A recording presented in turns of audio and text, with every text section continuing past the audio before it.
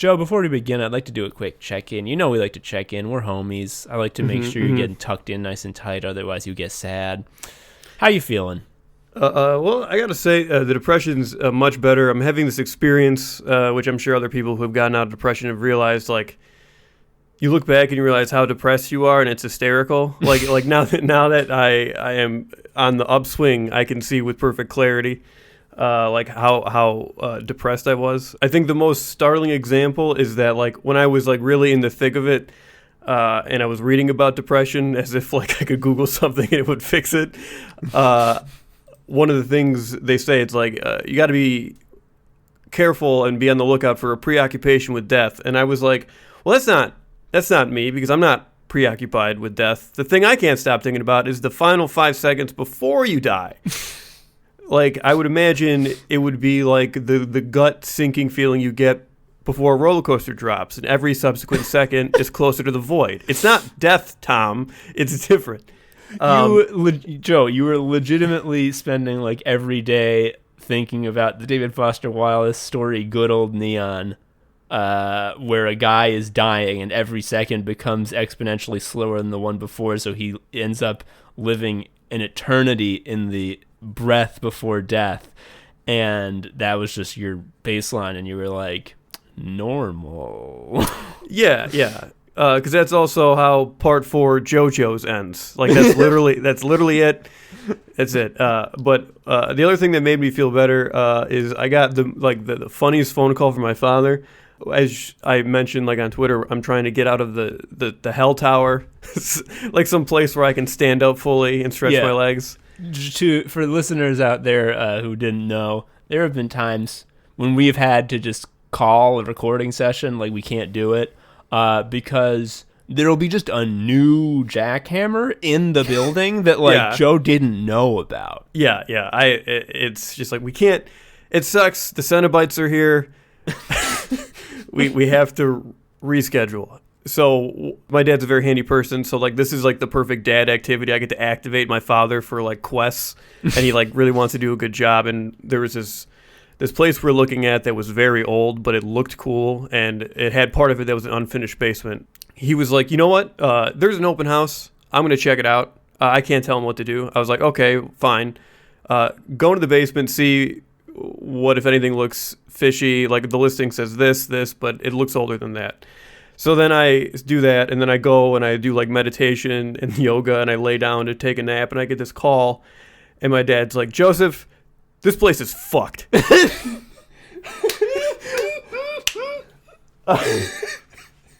And I was like, oh, okay, what's up? He's like, I'm going to tell you right now, there's a bunch of shit that's not up to code. I know the listing says they have copper pipes, but what I saw was copper pipes going into a different pipe, and there's a thing called bimetal corrosion, and that's just a time bomb waiting to happen. So you gotta, this is no good. And then before he left, I texted him like a jokey text. I was like, don't get in a fight with anyone. And he was also like, I was in the basement. I noticed one of the ceiling panels was kind of loose, so I kind of stuck my head in there and started rooting around. And I saw some more stuff that wasn't up to code, and I was like, was the lady there? Like, what the woman, did she say anything? She's like, oh, she hated it. And the part that killed me is like, he's like, that's not even the worst part. I looked into the cellar. That guy's a fucking cop. I was like, it was as I was laying there, like I had startling clarity, like, oh, this is like why exactly how I am. This is why I talk the way I talk. It never occurred to me. Therapy has made me think, sometimes stuff happens and you think it's normal. Think about why you think it's normal. And this is one of those times.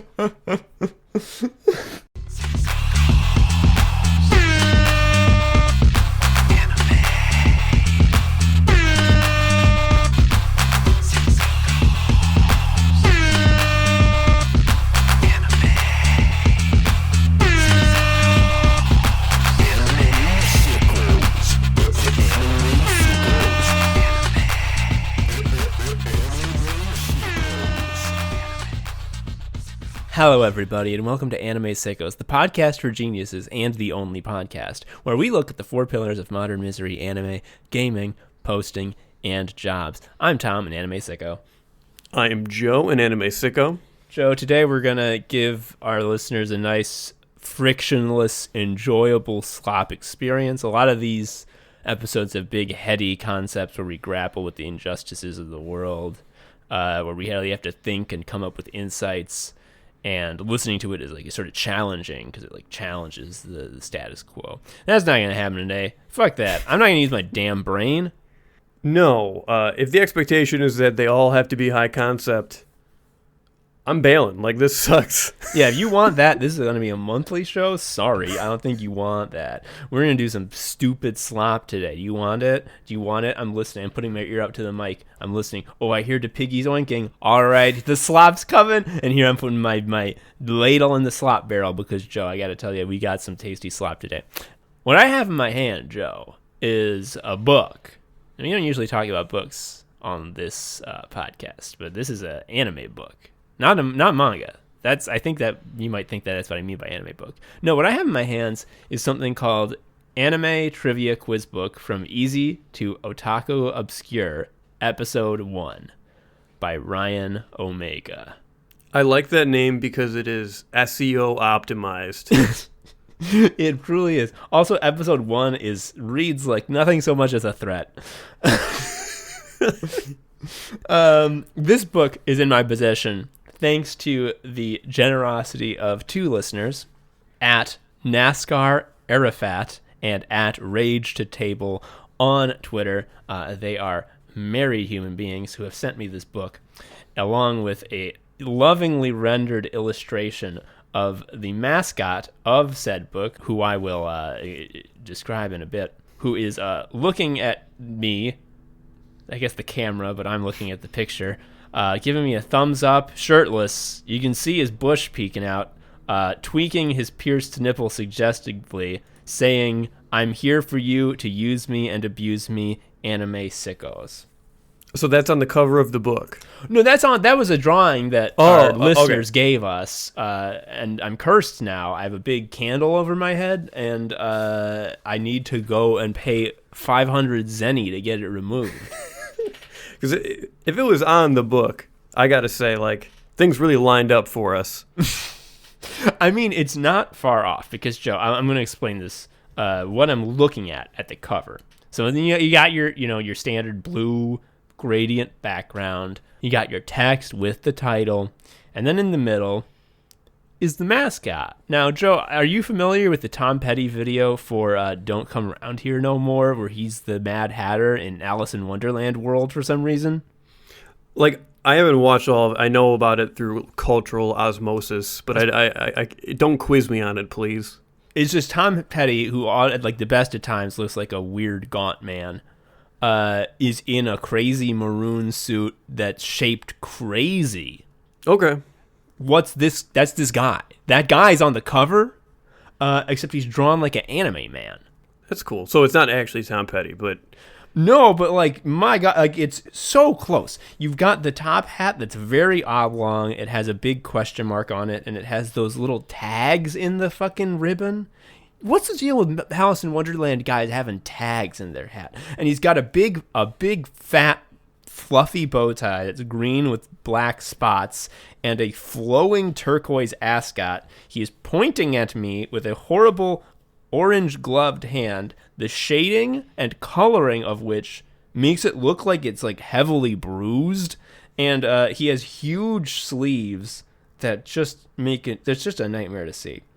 I think a much better logo or mascot for this would be a very intense anime Matthew Lesko, because like the question marks are there. It goes with the trivia theme. Yeah. He's not going to sue you.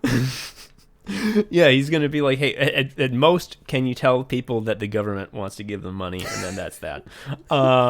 Before we dive into the contents of this book, I want to look at the back cover and sort of give a disclaimer. It sounds like we're going to be ragging on this book and tearing it apart, and kind of, yes.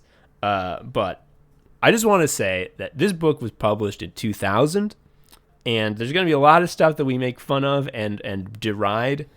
I want to make it clear, none of it is unique to Ryan Omega, the author of this book. This is just how it was. Yeah, this is probably the environment that caused me to fall off of the interest for 10 years in retrospect. In Casey Green's excellent anime club series of comics, there is the Japanese animation club that they are forced to join, the official school anime club. And the vibe of that portion of the story is almost identical to what you're going to be getting out of this here book. And also, I've looked up Ryan Omega. He's still on Twitter, and he seems like a fine, cool dude. Nothing wrong with him. He seems awesome. But when he wrote this book, he was certainly 21. And how do I know that? Well, because his author blurb on the back cover is, Ryan Omega served as the editor-in-chief for the UC Berkeley Anime Club. And it's like, oh, that was real recent, wasn't it? If you just put that top at the top. Yeah. Yeah. I mean, I've never been head of any anime club. Yeah. And he was editor-in-chief. And I got to tell you, this is another thing. As much as we're going to make fun of this isn't a self-published book. This is like published by Stonebridge Press, a publishing house Ryan Omega doesn't own. Like, there's an ISBN number, dude. Like, this is a real book that he got published. Also, his dad doesn't own either, I think. I didn't look at it, but like that's probably the case. So this was purchased by @Rage2Table on Twitter when she was 11 years old at a Barnes & Noble. And I got to say, when you this see book costs $90. Yeah, it says $14.95, which like in $2,000 is probably like $40 for today. And I gotta say that she really picked the ultimate age to buy this book because it has a sense of humor and a sensibility that once you're past like 13 is just horrific, and you cannot put up with it. I have nothing to add there. I'm nodding. Mm-hmm. And I hate to be just prefacing it so much before we actually get into it, but I want to read a few more really telling things that are on the back cover from the top of the sort of blurb. This collection of fun and just a little bit wicked puzzlers will keep fans guessing and groaning for hours and hours. It covers all the major genres, giant robots and space aliens to silent samurais and giggly girls. I mean, that's it. Like, you could be right in 2001, too. I think that just a little bit wicked, especially when you pair it with this little disclaimer. It's rated RN for rude, naughty, contains slightly wicked material. 4 out of 5 mad scientists have proclaimed this book an anime coffee table book. If you're old enough to drink coffee, you're old enough to read this book. This is, I hope he doesn't jack off. Like, that's the vibe I'm getting. What is this, a fucking book?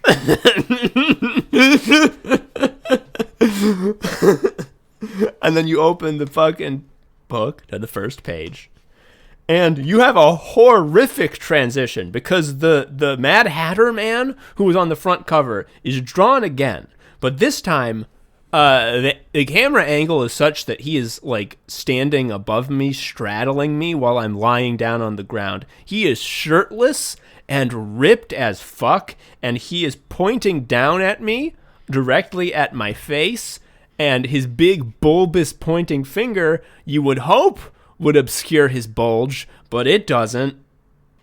This is a strong opening. Yeah, it's very strong. And so the ostensible reason he is drawn this way is because the first page says, you watch too much anime when, and then there's a big list of things. I'll read some of them later. But it says, you've watched too much anime when, ... and then there's a picture of the angry guy pointing, and he says, who said too much anime? That's not the vibe you described, though. You described, like, smell the glove. I mean, neither of them are wrong, Joe. I'm telling the truth both times. Okay. Are you going to ask questions? Is there any questions in the trivia book, or is this like this weird sort of long form erotic thing? There are questions. I will get to them, but I want to make sure that we don't overlook any of the truly nightmarish shit. You know you watch too much anime when you plan to be an astronaut just so you can visit the Moon Kingdom. When you dive your face into a Chinese book and scream, "Tamahome, I'm coming." You know you watch too much anime when you attempt to find Vision of Escaflowne songs in a hymn book during church. Tom, someone who's doing that is detached from reality. They're not going to be in there. Okay, what the this is just the beginning of a trend that's gonna be popping up throughout the book, where it's just I don't know what they're talking about. Joe, does this make any sense to you?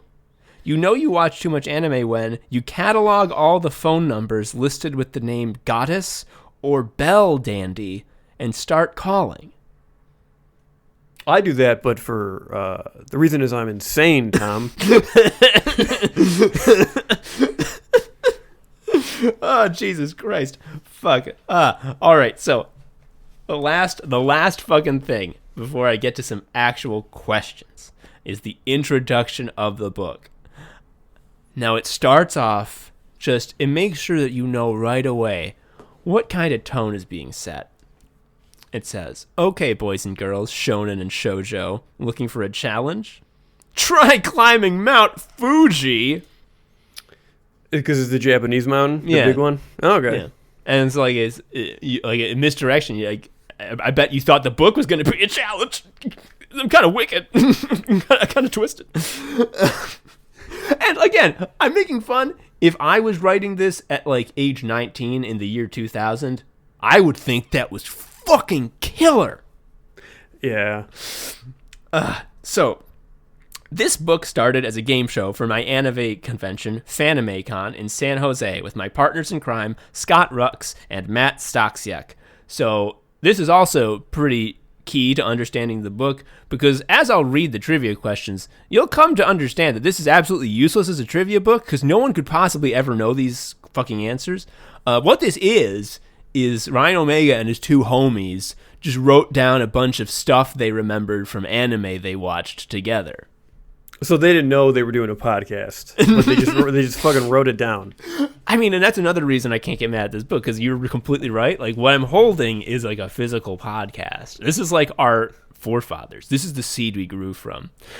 I also love that there is a how to use this book section, and it has a stunning bit of self-awareness where it's on the off chance that you actually try to use this book to test out the anime knowledge of your friends or a group, here's some tips.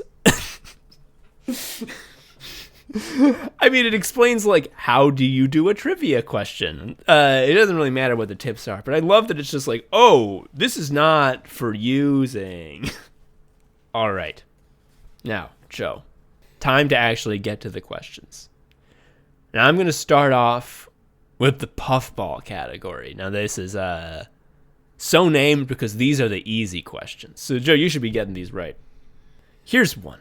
Only true Ranma 1/2 fans would take a dip in the spring of drowned man or woman just to change the color of their hair.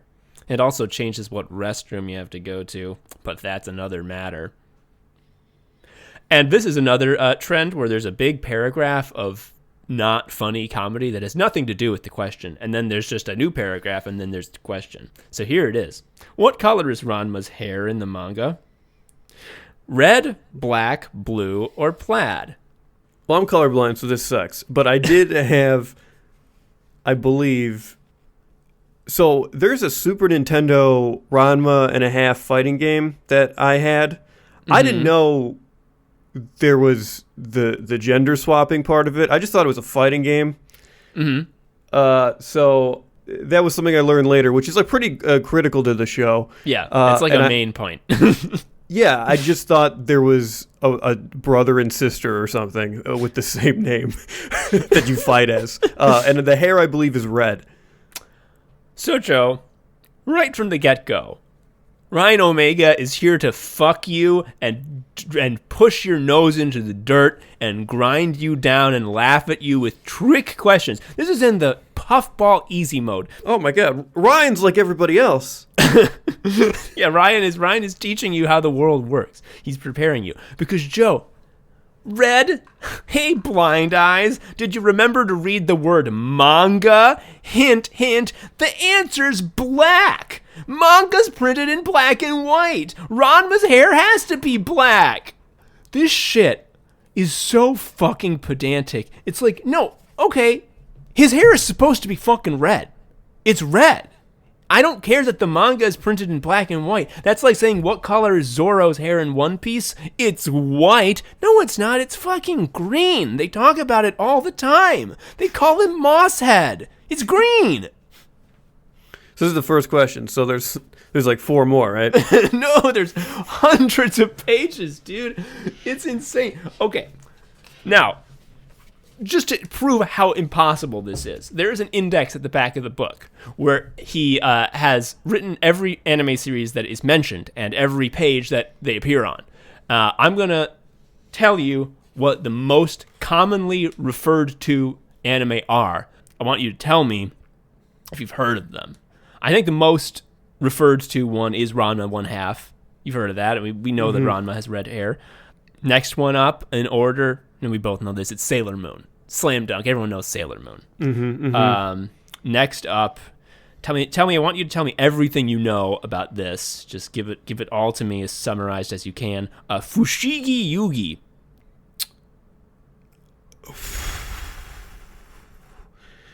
So heaven is located in the root.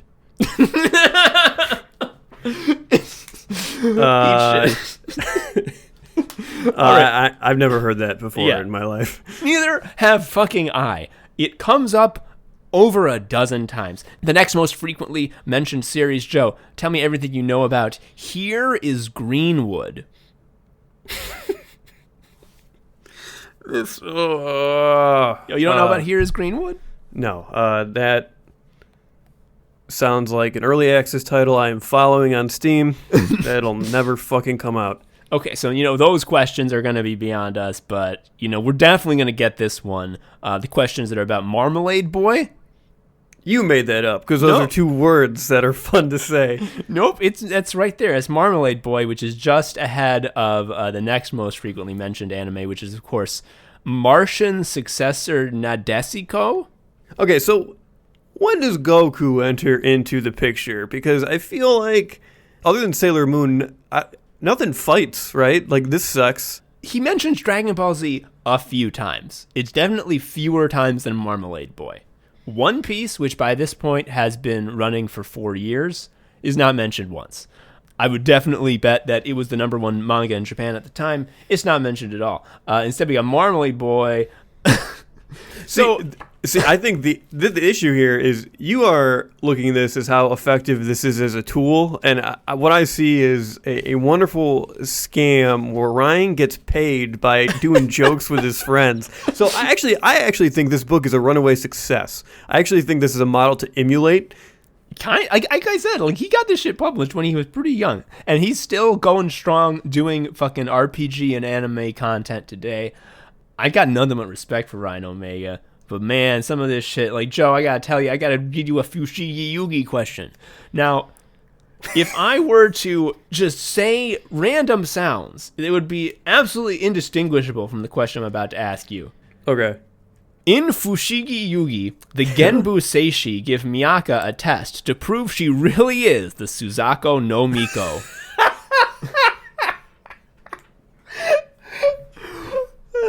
No, Joe, this test to prove that Miyaka, that the Genbu Seishi gave her, by the way, to prove that she's really the Suzaku no Miko, is it that they trap her in a mirror, she needs to get out, they freeze her in water, she needs to get out, they put her in a pit of fire and she needs to get out, or they lock her in a porta potty and she needs to get out? That one's a little twisted.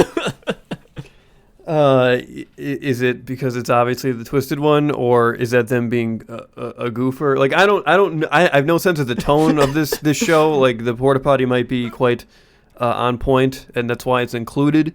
Joe, it's very much like a 2 + 2 = 3, 4, 5, or my butt. Okay, all right, okay. The fire one seems cool. A pit of fire.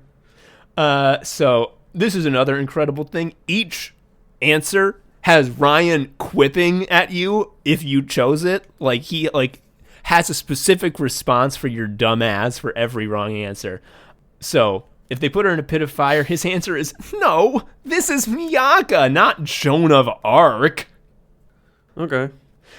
In fact, the correct answer was they freeze her, and he goes on to explain, she was frozen in her underwear, but I doubt Tamahome would be turned on by making it with a popsicle. Tamahome's a dog? I don't know, dude. I have no fucking clue. I guess it's Miyaka's boyfriend?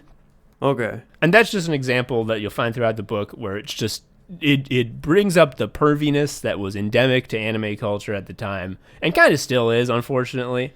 But you hope that people rise above the culture that they're born in, but sometimes you don't. And this is the most noteworthy example of that. This question, Shinji from Evangelion accidentally swallows some Spanish fly when he tries to kill himself. Whoa. Whoa, oh God, having attempted suicide be part of your jokey trivia run-up. He tries to kill himself and he can't control himself anymore. Which of these people is going to be the least vocal or will not vocally complain when Shinji attempts to become their daddy? He messed up the suicide and took a sex pill. Like is that the scenario? Yeah. Who is okay. And which of these girls is not going to complain when he tries to grope them? In the show about depression, this is the question that he thinks to ask. The options, of course, are Rei, Misato, Asako, or Ritsuko. So I haven't seen this either. Everyone's going to yell at me. I only watch the fighting shows. So honestly, this sort of feels like I was doing all the community college Yakuza side quests where you do all the exams. I was doing them with my girlfriend, and we tag team them. This feels like when I did the Sega studies, and there were straight up 3 questions about Sakura Wars, and I chunked it. I absolutely chunked it. I don't know any. I should have crushed that test, but I didn't know anything about Sakura Wars. The answer is Rei. Rei will just lie there like the inflatable, clonable doll she is. This was meant to be read at the funny anime convention trivia game where everyone's laughing and having a good time. I also feel like this was prime time for jokes where the joke and the punchline is just like a sexual assault happens.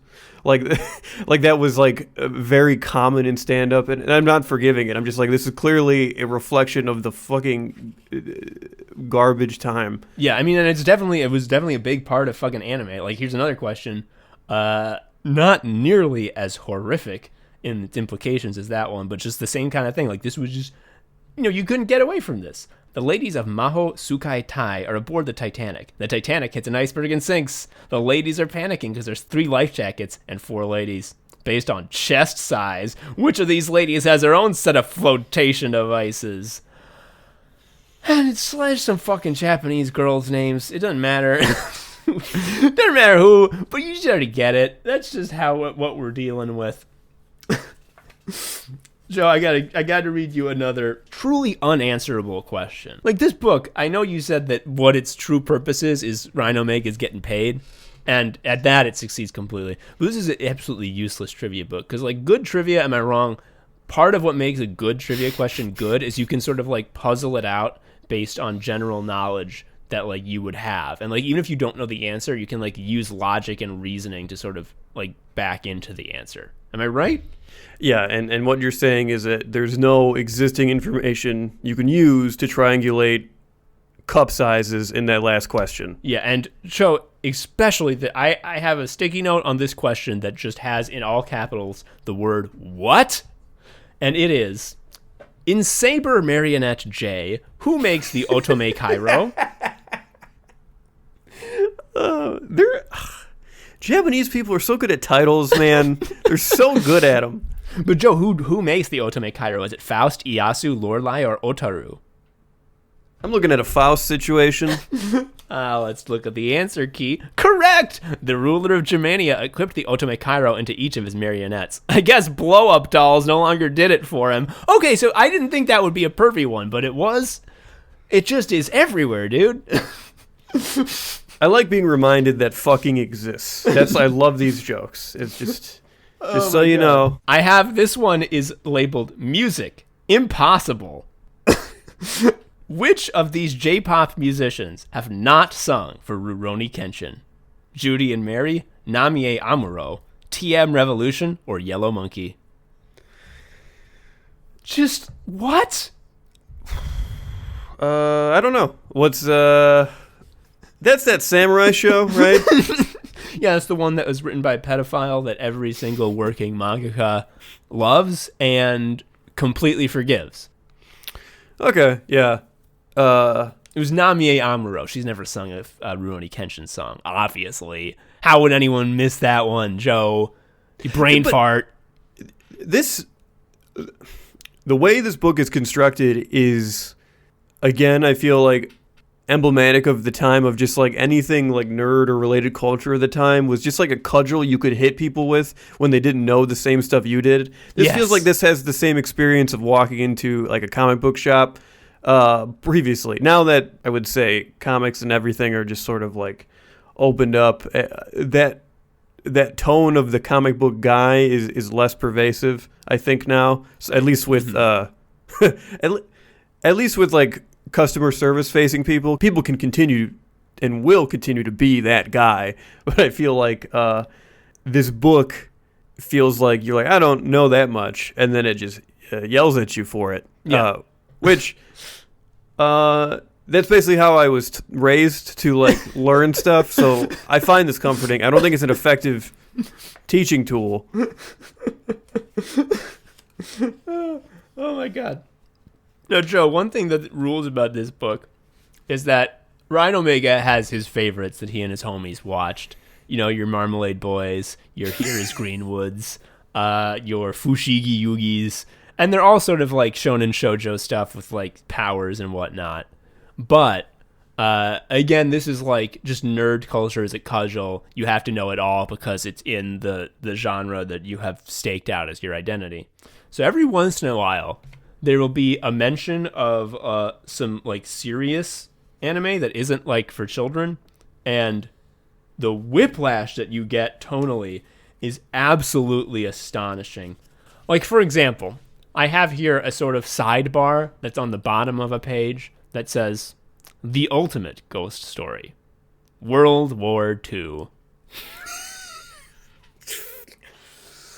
The biggest influence on anime in Japan was an event that took place before anime was even recognized as a distinct form of entertainment. I love the tease here. I love the tease. You haven't heard of this one. The event? What's the event? It's World War II. I'm impressed that it's not specifically the 2 consecutive atomic bombs being dropped, which has influenced Japanese media forever. It's instead the big picture of World War II. It's just the whole thing. And World War II is not a horrific historical event where millions of people lost their lives and fascism choked the planet and erased millions of innocent people off the face of the planet just due to the inherent weakness in the human soul. No, it was the ultimate ghost story. It's actually something you tell around a campfire. Yeah. You know how sometimes, like, anime is, like, scary? Like, this is, like, the scariest story of all. I agree. I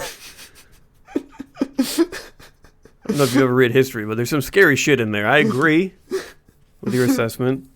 And, like, not just in the sidebars. There's a question about Grave of the Fireflies, which is, like, one of the most bleak and brutal pieces of media you can possibly watch. It's just so unflinching about the cruelty of war, especially the pain that Japanese civilians had to go through in World War II.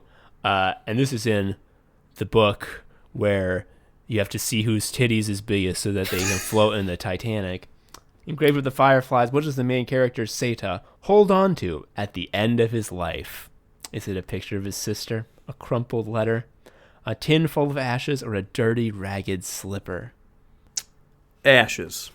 Yes, interestingly enough, you see the end of Seita's life at the beginning of the movie, although it would be too much to tell you what those ashes were made out of.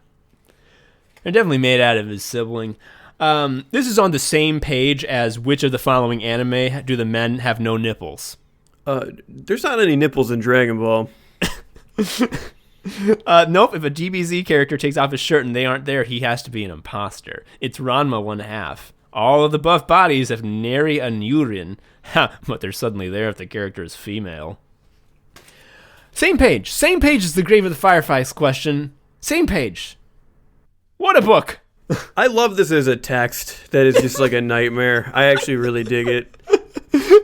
And Joe, I think this question, I think more than anything, when I saw this, my jaw dropped. This more than anything proves that what this book really is like Ryan Omega just wrote a big list of everything he and his homies watched or read or played in college, and then he put it all in the book, no editing, because he's so fucking smart. Like, goddamn. For real, because in this question he says, in the Animaniacs comic book, Dot goes to Japan while a character from Japan comes to the Warner Brothers. The character from Japan is a parody of Hello Kitty, Pikachu, Astro Boy, or Totoro. It doesn't matter what the fucking answer is. Who read the Animaniacs comic book?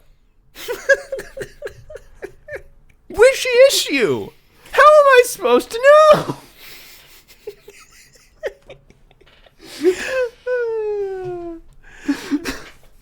This is not even anime. It's not even a fucking animated show. It's the comic adaptation.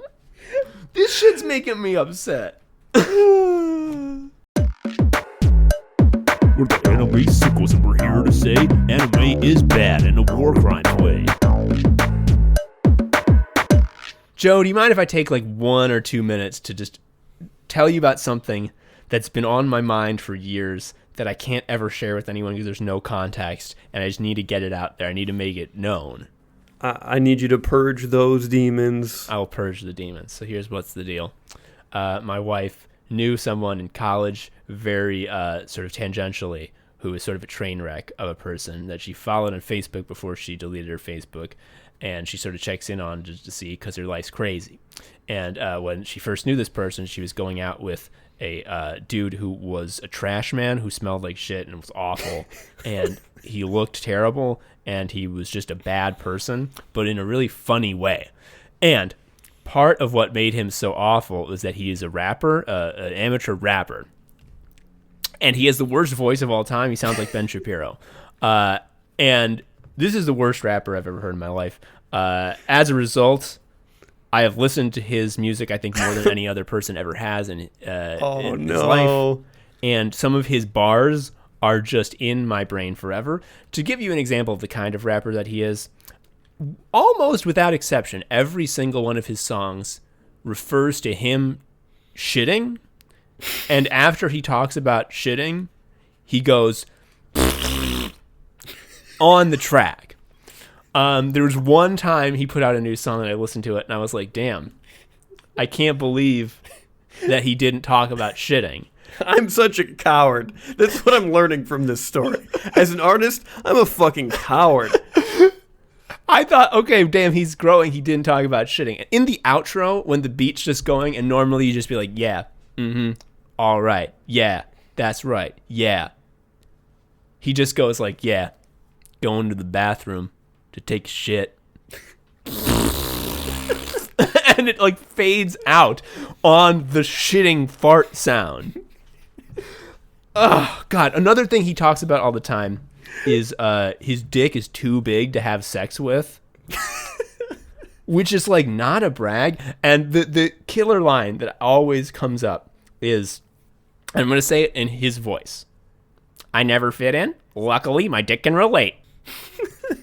And just like, oh, man, that's a powerful line. But I want to say, I don't want to get too much into this because I could just be listing lines all day. They're all going to be shitty, literally and figuratively. But the one line of his that always comes back to me. And it's because it's so close to being a good punchline. Oh, does he not stick the landing? He does not stick the landing. So what he's trying to do is he's trying to brag about how so often he gets texts of nudes from hot babes with huge titties. So that's what he's trying to get across. And he says, what honestly is a pretty good way of getting that across with a fun bit of wordplay. He says, my life's in 3 dimensions, but I'm looking at 2D boobies. Obviously, he delivers it poorly. But hey, 2D boobies, that's because it's on the screen. And double D, that means they're big titties. Now, here's the thing. You said that you thought that you were a coward based on what he is brave enough to do. This motherfucker is so afraid you won't understand the punchline that what he actually says is, my life's in 3 dimensions, but I'm looking at 2D boobies. Big titties. Yes. Yeah. I never want subtext to exist. I want if I see subtext in the wild, I'm gonna strangle it. Tom. I hate it, and I see I'm winning the war on ideas. I have an ally in this man who clearly left an impression on you. I know I said that was gonna be the last one, but this is the last one.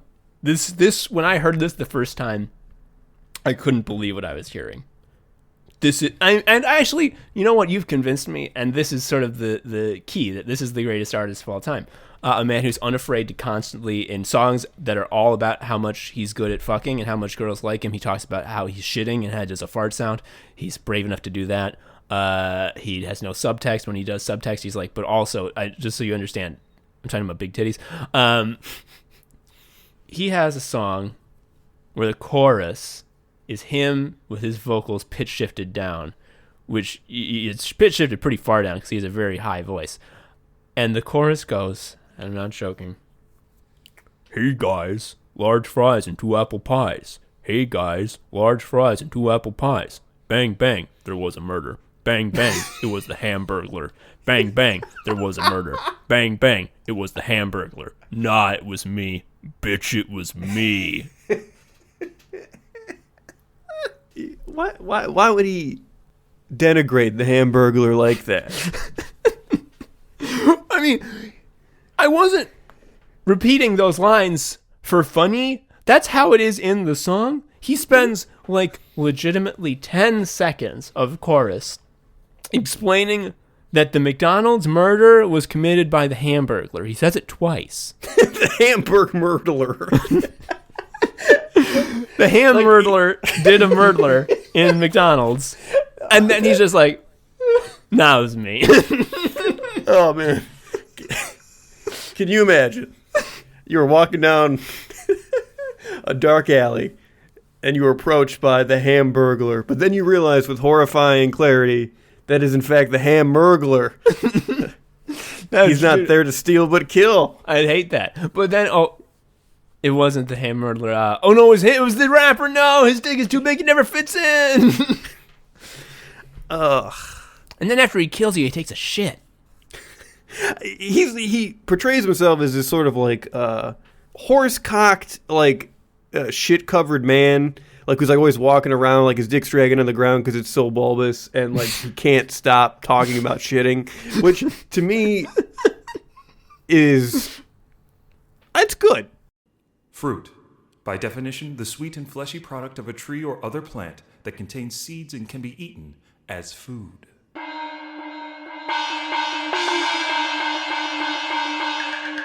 "48 combatants have been selected. 2 sickos will judge them. 1 will be crowned greatest fruit under the heavens. This is the Fruit Annihilation Tournament!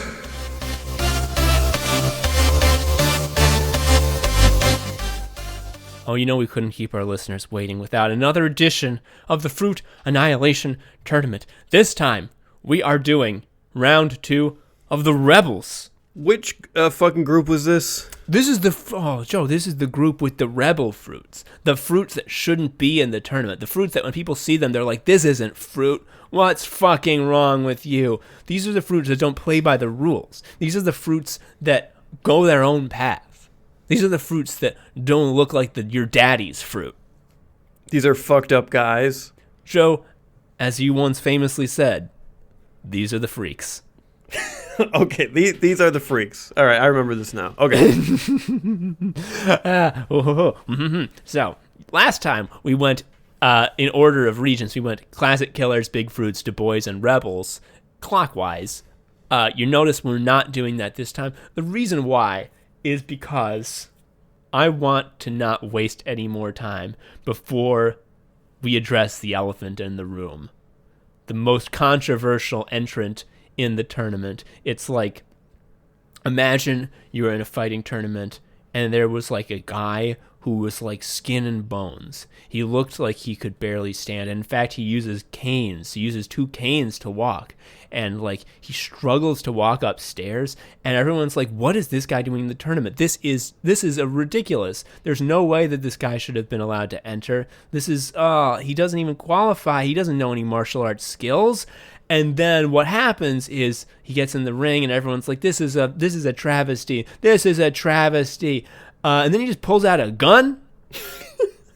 That's what this combatant is in our first bout today, because our first fucking bout is number 5 Jackfruit versus the glass cannon Coffee.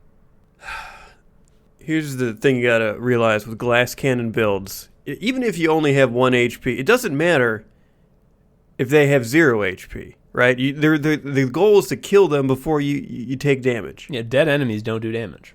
Exactly. That's gaming 101. Now, a lot of people are very mad at us for putting coffee on this list, because coffee, I don't know if you know this, Joe, most people, they think coffee, they think of a drink, they think of some brown water. And that's not fruit, is it? Well, I heard from you is that the coffee we know is actually like related to a cherry. It's not even related. Joe, there are cherries that grow in the world that don't have a lot of flesh and they aren't really good to eat. That they're not like the cherries that we eat that have a big, huge amount of tasty flesh. It's a very small amount of sort of bitter flesh. But the pit, you know how cherries have a pit? Mm-hmm. Take that pit. You roast that pit. You grind that pit. You put water through that pit. And you got coffee, don't you? That's so many steps to get diarrhea.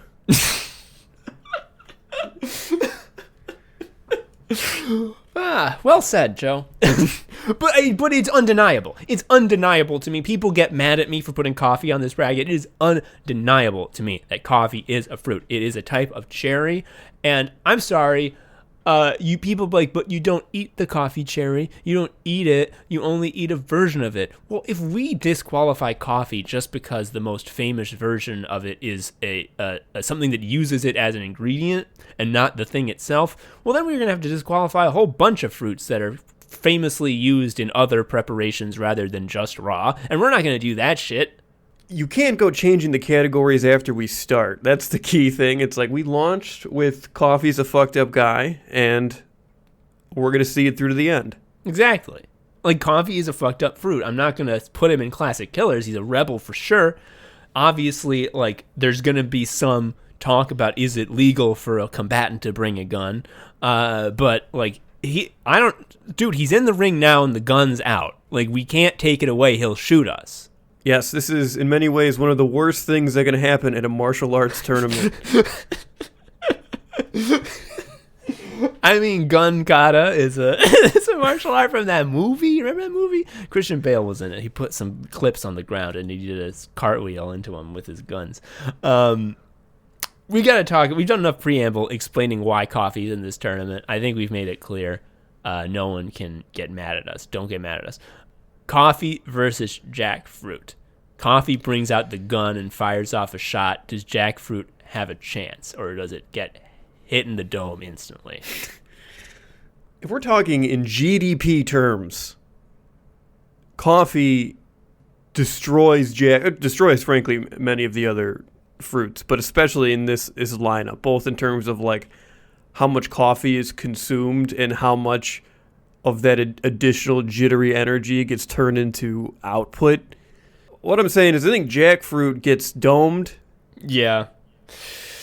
It's looking bad for jackfruit. If we look at it from another perspective, jackfruit is like, it's the sustainable food of the future. It's the meat replacement that's going to allow people to have like hearty, filling, meaty dishes without killing everyone with fucking livestock fumes. But people can't do their computer jobs unless they have diarrhea. Joe, something wrong? Like, are you gonna go to the doctor? That doesn't happen. Yeah, it comes out of my face. Okay, so your jackfruit is your sustainable food of the future. Coffee is like for sure gonna go extinct in our lifetimes because of climate change. That said, there are 48 fruits in this bracket, and there is only one of them that I consume every single day of my life, and it's coffee. I think that jackfruit, as much as it's got going for it, I'm seeing brain on the fucking canvas. Like, it's domed. It was walking through the ropes, and coffee shot it already. Okay, I'm going to give jackfruit some honor here. Last time I read through Baki, that shit's insane. First of all, read it. I've never seen human bodies so disgusting, except in that fucking series.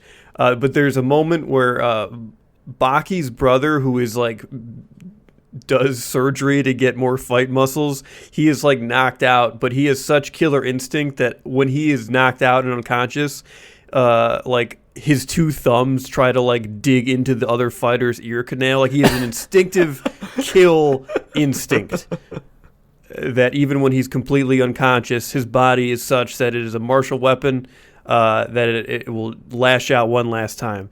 I'm going to say jackfruit does something kind of like that. Like maybe it does a cool kick. Obviously, they're not near each other because it's a gun, but it does happen. Yeah. Here's what I think. Jackfruit is domed, and it's all tangled up in the ropes. Blood's going everywhere. Brain splatters on the stands. It's a nightmare. Everyone hates it. And as coffee is leaving the ring, jackfruit's just her body sort of twitches and does a leg sweep and knocks coffee to the ground, and the gun kind of skitters away, and coffee gets panicked for a second but realizes the fight is over. But it's like, oh, coffee's not invincible. All you got to do is get that gun away. Because, coffee, I tell you what, the one preparation where you make it into a drink, that owns. I love that shit. But man, oh man, I don't think there's any other fruit that has so little versatility. Except for coffee flavored everything. That's the issue. That's true. And also, well, there is a secret weapon. I want to keep it in our back pockets for when an opponent that could conceivably take coffee down shows up. I want to keep that as a trump card, but there is actually something else that coffee has in its corner. Just teasing you for later. Keep listening to the fruit tournament. You can find out what we're talking about. Yeah, it's diarrhea. That's the thing. No, fuck, Joe. That's the thing. Diarrhea every time you have coffee? No, I don't drink coffee anymore. Fuck you. Coffee's so good. I love coffee. Coffee is also drugs. Like, coffee is a drug that has no downsides, and it makes you wake up and feel alert, and it like there's nothing wrong with it. And like, I'm addicted to caffeine for sure, but I don't care because I just have it every day and I feel fine. And if I don't have it, I'll just be like, shit, I haven't had coffee, and then have coffee and I'm fixed. It's just perfect. The issue is that, like the medicine I'm on, when I drink coffee, the first cup feels as if I am drinking my third, which sucks. You gotta, well, I was going to say you gotta drink espresso, but that's going to be the same fucking thing. Your child's mind is worried about volume. I'm looking at the two beakers and I'm pointing at the tall one. Oh, God. Fuck. So, yeah. Coffee versus jackfruit. Jackfruit a fine competitor, an honorable warrior, but coffee has just destroyed it. Sorry. Moving on to the next bout. Oh, and after the doctor says, "Oh, the bullet went through this weird space in his brain. He's fine." So Jackfruit is still alive. It's still in the stands watching.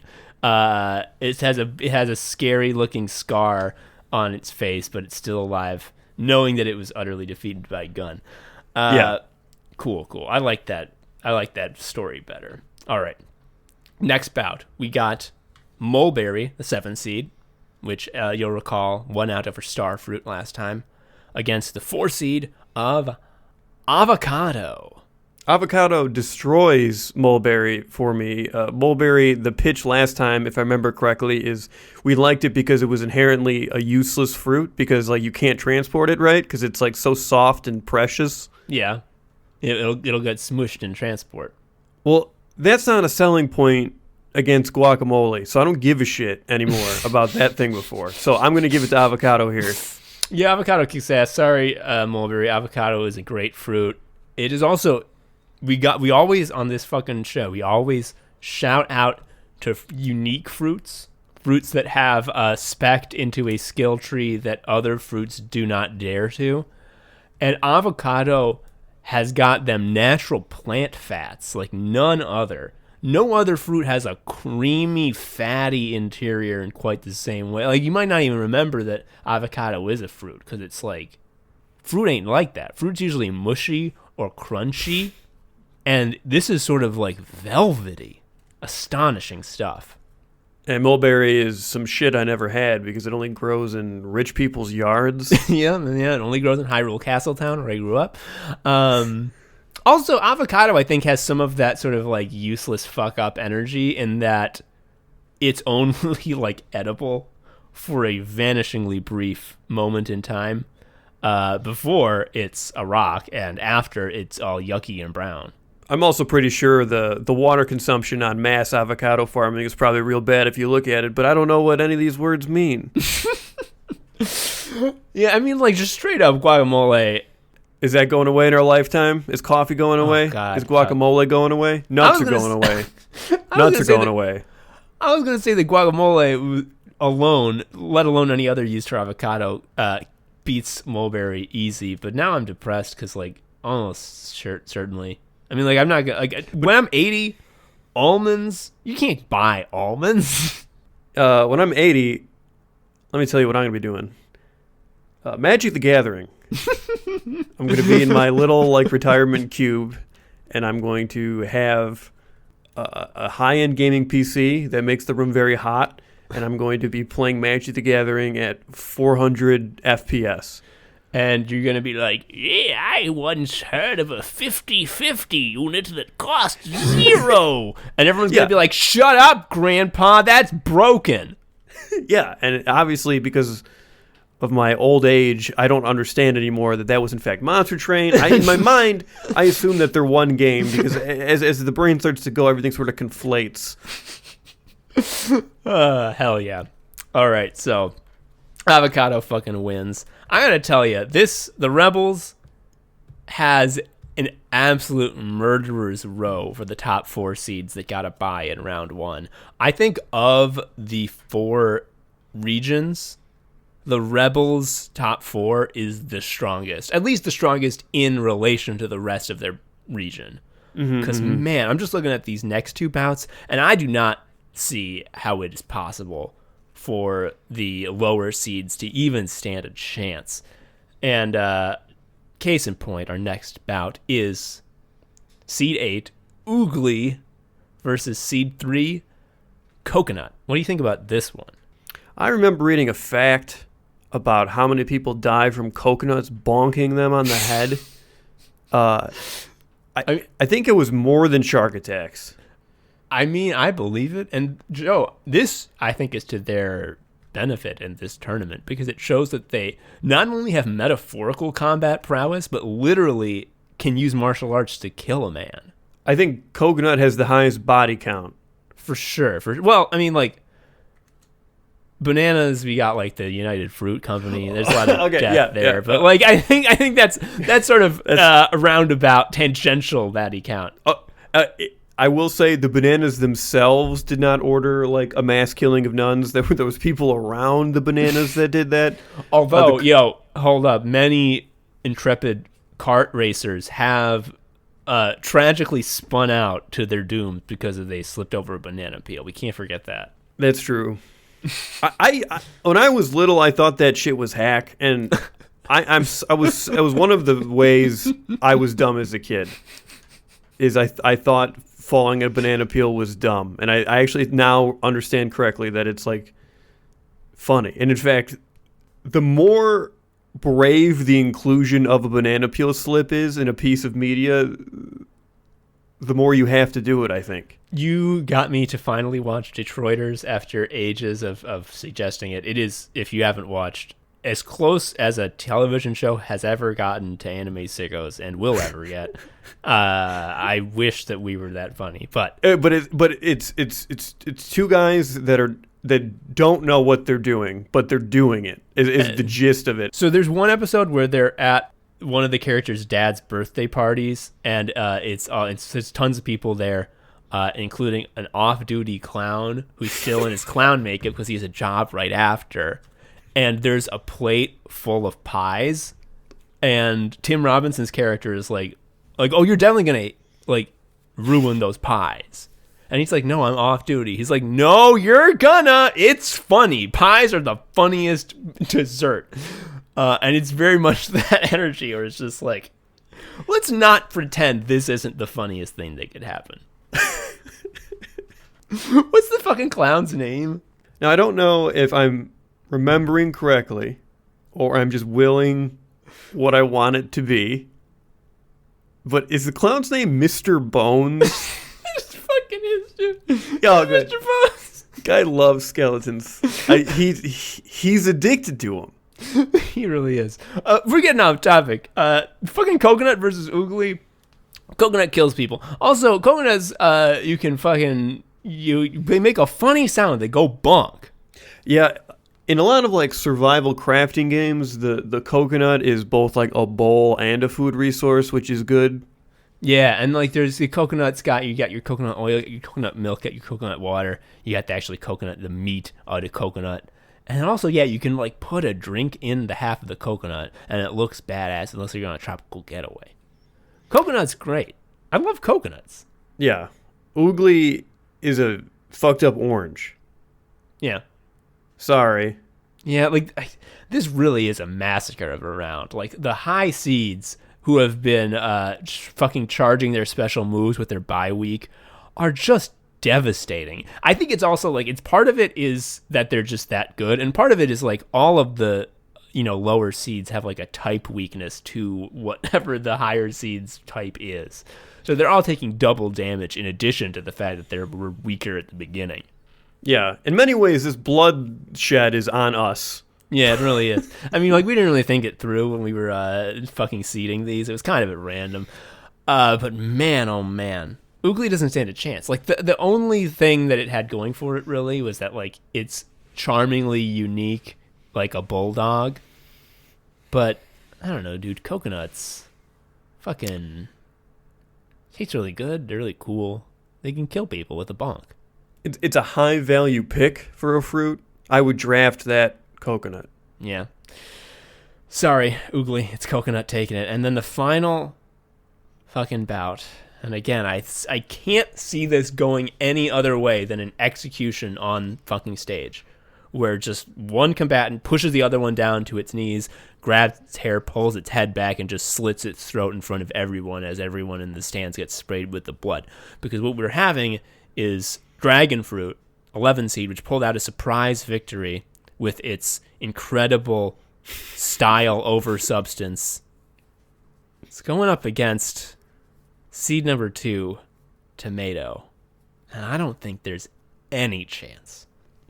I don't want to overstate this, but tomato feels like a integral part of like human cuisine. Yeah. Like, it is. I'm just to get in front of everybody. Like, yeah, it's a fruit. It's a fruit. I know, like, but isn't it a vegetable? It's a fruit. That's undeniable. We all know this. And yeah, tomato is just everywhere. It's We can't get away. It stalks us around every corner. the Italians call it the golden apple, and are they wrong? No. No, they don't. Are you fucking with me? Yeah, pomodoro. Pomo, apple, D of oro, gold. It's red. Yeah, but that's why it's an apple. That's why I call it an apple. But it's golden because it's got such value and usefulness. All right. Well, this Italian information is sort of changing my calculus a little bit. Are you going to say the dragon fruit beats tomato now? No, I don't think so. But I agree that dragon fruit is all style, no substance. I'm imagining the fight begins and dragon fruit is doing a very impressive feather dance. Yes. Yeah. Yeah, and it's dancing with such ferocity that it looks as though there are 4 of them. No, in fact, tomato is perceiving itself as being surrounded by multiple copies of the feather dancing fruit. There definitely is some pyrotechnic sleight of hand. Like, you know those little slips of paper that you throw and they go like whoosh? And like by the time they're like on the ground, they're already gone. So it's like, where did the fire go? They're definitely, dragon fruit is throwing those out at like specific parts of the choreography and everyone's gasping. Yeah, at which point, well, so here's what I'm imagining how this, if I was choreographing a cool fight with Which sort of this in a way set, we are. This is how I would make a cool takedown look. So like the feather dance is happening all around the tomato, at which point the tomato, without like changing where it's looking, stomps on the ground, which causes a piece of concrete to fly up, and then it flicks at one of the clones, which brains the real version of dragon fruit. Oh my god. Yeah, and then the announcer's like, how did he know which one was the real one? And he's just like, I didn't, but I just found out. Yeah, something cool like that. Yeah. That's yeah. Okay, good. Yeah, I mean, tomato tastes fucking good, dude. Tomatoes taste good raw. They taste good cooked. They taste good in a sauce. They taste good sliced up. Do you like putting a little salt on them? Okay, cool. Winnie is like really weird about. She thinks that's fucked up. You put salt on all food, dude. That's what salt's for. I'm in agreement. I mean, like, there are people who are like, ew, you put salt on that. It's like, well, if you think a salty version of that tastes bad, well, guess what? Just put less salt than makes it salty. It'll still taste better, I swear. You can make something taste better with salt without making it taste salty. Few know this. People are talking about it more and more. I don't know. Imagine a caprese salad, Joan, and a really nice one with no fancy extra stuff. We're talking. Am I sitting in a restaurant? That scares me. I am? Oh, well, actually, it's the past. You're sitting in a restaurant, but the Rona has not been invented yet. I'm a caveman, right? So the year is, you said the past. How far? We're going. It's caveman times. You are a caveman who lives in a cave, and you're given a piece of slate. That's what plates are now. And you have in front of you a beautiful slice of tomato. Next to that, resting upon it, is a beautiful slice of fresh mozzarella. And then on top of that is a beautiful green and verdant basil leaf. And drizzled over all 3 is a nice drizzle of extra virgin olive oil. And you sprinkle on top of that some flaky salt. Now, you got that in front of you. You turn to the right. You got dragon fruit. Looks cool. But after you take a bite of each, you know what the winner's going to be. Yeah. If I'm a caveman, I'm probably going to want to start screeching and attacking the dragon fruit. Because dragons are real at that point. Like, they haven't gone extinct yet. Yeah, so I'm going with the Olive Garden experience that's in front of the caveman. Yeah, for sure. Tomato. Even if that was, again, it feels like this is such a bloodbath because all of these top tier fruits are so fucking versatile, except for coffee, which is only one thing. But even the ones that are versatile, they're so strong that even if you were to restrict them to only one of their preparations, they would still massacre their opponents. the Rebels region, holy shit. I never knew that this level of violence would happen in the Fruit Annihilation tournament. I never could have foreseen this. I thought that there would be more pitched battles against equals, but this is just like, people are leaving today's bouts like feeling sick. Like, this isn't like the kind of bloodlust that people hoot over where they want to see illegal martial arts tournaments. This is like, maybe illegal martial arts are bad. Maybe I shouldn't be watching this. I think what they're actually seeing is something that will instill a deeper appreciation for life. That's I think we got to look at the inverse here. And I've also been thinking about the logic you keep saying of like coffee only does one thing. I don't think that plays out, because that's like saying that fighter only does one thing at the Tournament of Fighting Guys. His one thing is punching and killing guys. I mean, you're right. And like, that's why he's a glass cannon. He only does one thing, but like, the thing is the best. Like, coffee, I don't know, folks, I don't know if you know this out there. Coffee's really fucking good. Yeah. So I heard. All right. So that is it for the round 2 of the Rebels region. All 4 of the fighters that had a bye have demolished their opponents and moved on absolutely unscathed. There was not a single close fight. 4 absolute massacres in a row. Devastating stuff. All of which is to say, now, Joe, now that I mentioned that, I just realized now how brackets work. We're bemoaning what a massacre this was and how nothing was close. That means that round 3 of the Rebels is going to be exclusively assassins, just absolute killers all, because all of these MFers are going to have to fight each other. It is. I feel like you're sort of just like walking yourself through the logic of a tournament for the first time here. Yeah, dude, I've not been secret about the fact that I'm dumber than shit, dude. It's one of our selling points. We talk about it constantly. It's true. The thing about blood is that there's going to be more of it. We're cubing it. So, like, every subsequent Rebels fight is just built on the bloodlust of the previous combatants. It's true. God, you're right. Fuck. Well, it's going to be fun. It's going to be fucking ages till we get there anyway, because we do got to do Big Fruits and Du Bois first. But yeah, we're going to forget about this before we get there, too. Yeah. Holy moly. But I think the thing that we can really hold on to is that the Fruit Annihilation Tournament is funny and a good idea, and that no one's sick of it. No, yeah, that's my main takeaway. I did not think that would be the case, but here we are. What a life. All right. Never been horny. Never been horny. Don't tell the paper that I ever got horny.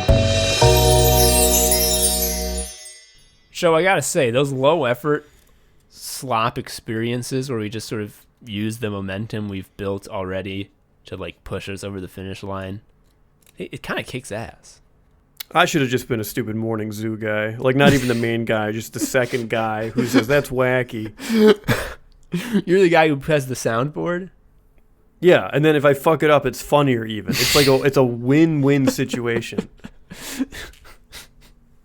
Yeah. I thought, Joe, we do got it. I think part of our appeal is that we do have these low effort slop experiences, but they're tempered by the fact that we have, your high concept genius projects, incredible episodes of high value that you couldn't have the momentum to push us over the finish line effortlessly if we hadn't built that momentum through actual effort earlier. That's true. We are That said, perfect. we should become a morning zoo. Yeah. And with that, we're going to cancel Anime Sickos. We've become the Morning Zoo Boys, the anime boys of the morning. We're going to have a lot of boing sound effects. All that shit we were talking about. Ryan Omega has sort of disgustingly offhanded pervy humor. That's just what we're like now. That's the lowest common denominator. People like that. That's Barstool to me. So we're going to make that money. That's going to be how it is from now on. Just kidding. We'd never do that. Yeah, we've never made money. Fuck. Oh, my God. Anyway, with that, thank you for listening. I'm Tom, an Anime Sicko. I am Joe, an Anime Sicko. Goodbye. thank you for listening to Anime Sickos. I've been Tom, a sicko. You can follow me on Twitter at TomHarrison19. Joe is also a sicko. You can follow him on Twitter at ShariaUncle. You can follow Anime Sickos on Twitter at Anime Sickos, or email us at animesickos@gmail.com. Please leave us a review or something. I don't know. Tell a friend. Anyway, until next time, bye.